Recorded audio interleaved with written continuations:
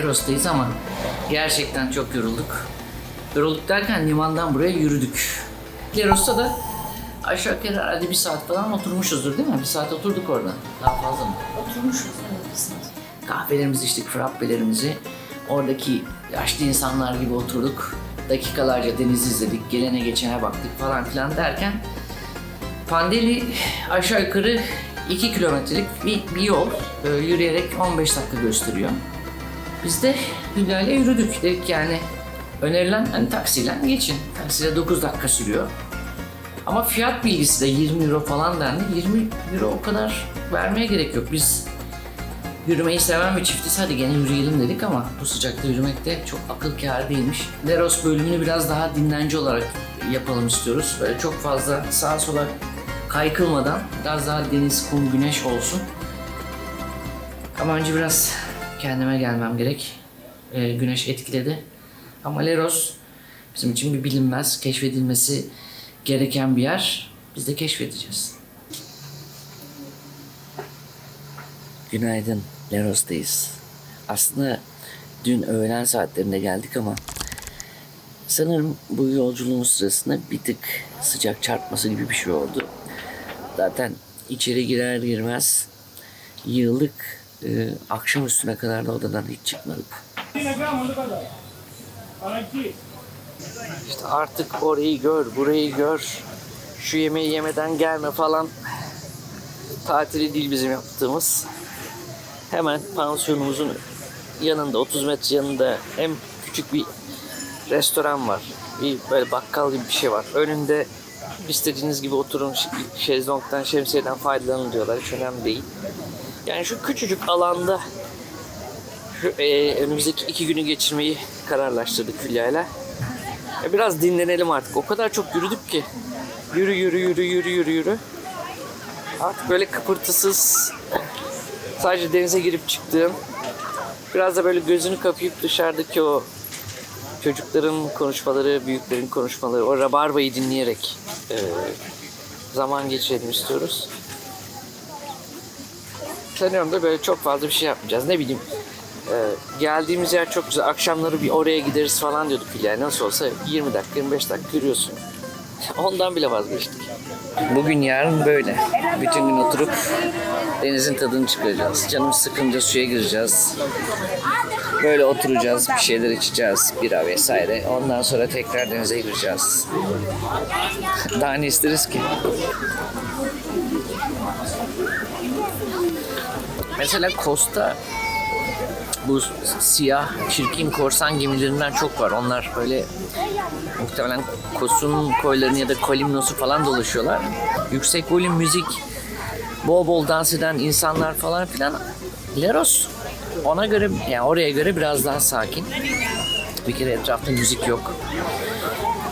Bence Türkiye'de de sakin bir yerde tatilimizi geçirelim diyen tekne sahipleri de bu yüzden Leros'u seçtiler diye düşünüyorum. Çünkü koyun içi Türk bayraklı bir sürü tekne dolu. Zaten şimdi burada uzanıp çevreyi dinlerken şahit oluyorsun. Bir sürü Türk geçiyor ve tek dertleri bu adada ne kadar çok Türk var, hiç Yunan göremiyorum falan diye bunu dert ediniyorlar. Halbuki tadını çıkarmak lazım. Son derece güzel, sakin. Bana biraz da şeyi hatırlattı. Böyle hani gerçekten uzanıp gözünü kapadığında o sesler başta dedim böyle rabarba gibi mır seni uyutacak tonda. İyi ki de gelmişiz diyoruz yani. Hakikaten 2 gün böyle şezlongdan kalkmadan, normalde çok istemem, tercih etmem ama bu yaz hareketli, bol yürüyüşlü falan geçmişti. Şimdi dinlenmek için idealmiş burası. Ki biz büyük ihtimal Hülya ile bu Pandeli'nin de dışına çıkmayacağız yani. Galiba bazen durmak gerekiyor ve bugün yaptığımız tek hareket şu şemsiyenin etrafında güneşe göre dönmek ve sıcakladığımızda suya girip çıkmak. Tembelliğin felsefesini yazıyoruz bugün. Saat artık 6.30-7'ye geliyor. Kalktık, yolumuza geldik. Yani uzun süredir yapmadığımız bir şey daha yapmış olduk aslında Hilya'yla. Bütün gün az evvel dediğim gibi hiçbir şey yapmadan oturmak. Bu da gayet iyi geldi açıkçası. Şimdi bir şeyler yemek üzere çıkacağız ama bir hazırlanalım, giyinelim.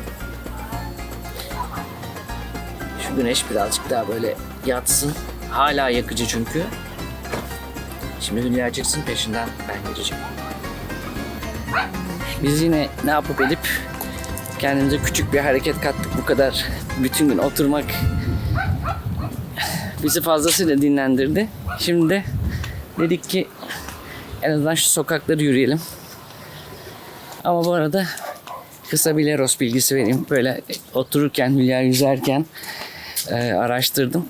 Leros aslında işte zamanında Bizans, ardından Osmanlı, sonra İtalyan güdümünde kalmış. Daha sonra Yunanistan'a geçmiş küçük bir ada.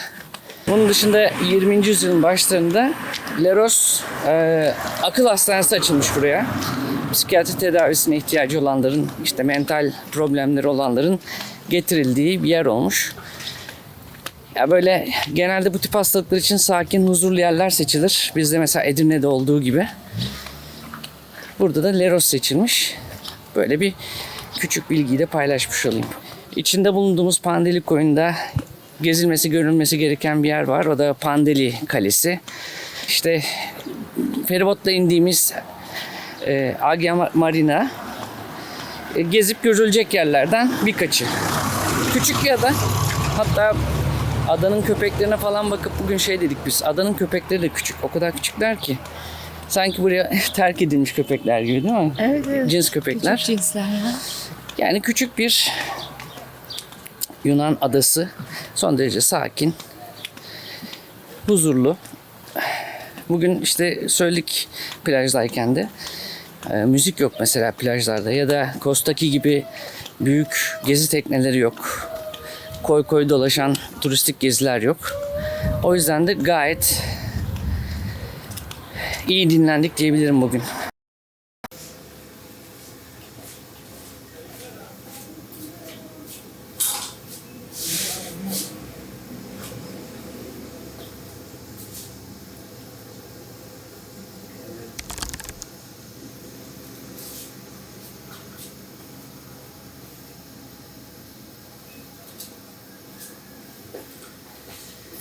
Bu arada size çabuk bir oda turu attıracağım. Gel bakın. Böyle bakın. Ya. Bu kadar. Sabah böyle işte kalktık, hazırlandık, çantalarımızı topladık. Tam çıkacağız. Fark ettim ki çantam yok. Hayır, çanta dediğim içerisinde pasaport en önemlisi o var. 3 gün burada kaldığımız için otele ayırdığımız para var. Araba anahtarı, cüzdanım, kimlikler vesaire her şey çantanın içindeydi. Sonra kahvaltı ettiğimiz yerde Hülya ile otururken dün akşam çektiğimiz fotoğraflara baktık. Ki küçük bir yerde ve çok fazla dolaşmamanın getirdiği bir şey var. Avantaj diyeyim. Fotoğraflarda ve biraz akıl yürütünce bu tavernada oturmuştuk, akşam yemek yedik ve sandalyenin köşesinde asılı bıraktığımı keşfettik, tespit ettik. Şimdi buranın açılmasını bekleyeceğiz. Dün oturduğumuz yerden burayı sürekli gözleyeceğim, artık kaçta açılıyor bilmiyorum ama eğer buradan da bir şey çıkmazsa, ki içindeki paraya falan artık bakmıyorum ama pasaport önemli, zira bugün Leros'taki son günümüz. Vallahi gözüm orada, yani içeride birini görür görmez koşacağım insan inceden bir paniğe kapılıyor yani. Yani kendime kızıyorum ki ben çok dikkatliyimdir bu konuda ama yani tak beline değil mi? Can sıkıntısı. Neyse şimdi bir denize gidip biraz bu şeyi kafamdan atayım. Yani oranın en azından açılmasını bekleyeyim. Orada olduğundan eminiz. Ama hayır biz görmedik bir şey derlerse ne yapacağımızı düşünmek lazım bir taraftan. Hay Allah. Şu anda tek yapmam gereken beklemek. Yani kendime kızmaya da gerek yok. O yüzden bırakalım da tadını çıkaralım.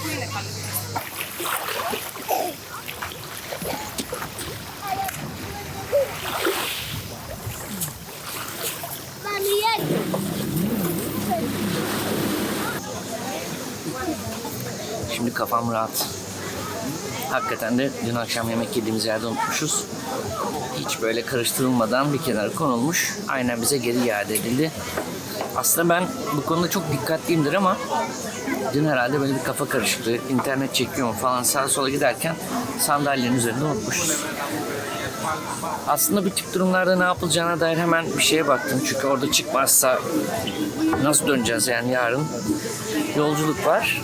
İlk yapmanız gereken işte karakola gidip bir polis merkezine zabıt tutturmak. Ondan sonra da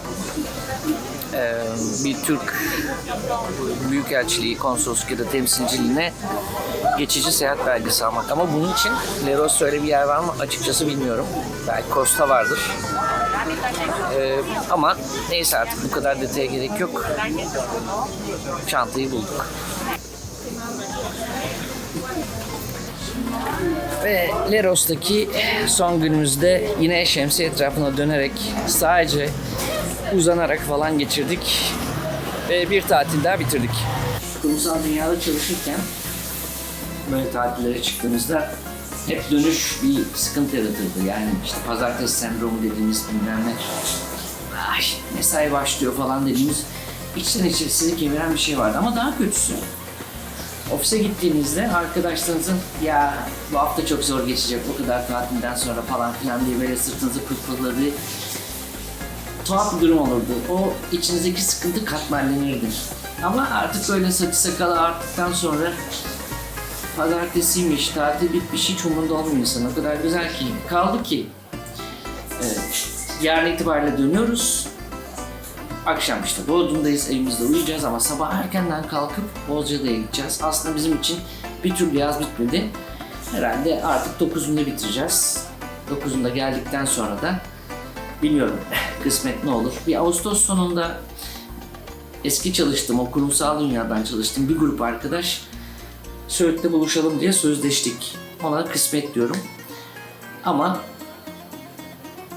güzel bir 5 günü daha burada geçirdik. Yani bu sene toplamda aşağı yukarı İstanbul Bodrum bisiklet turunda sayacaksam neredeyse bir ay tatil yapmış olduk, gezmiş olduk.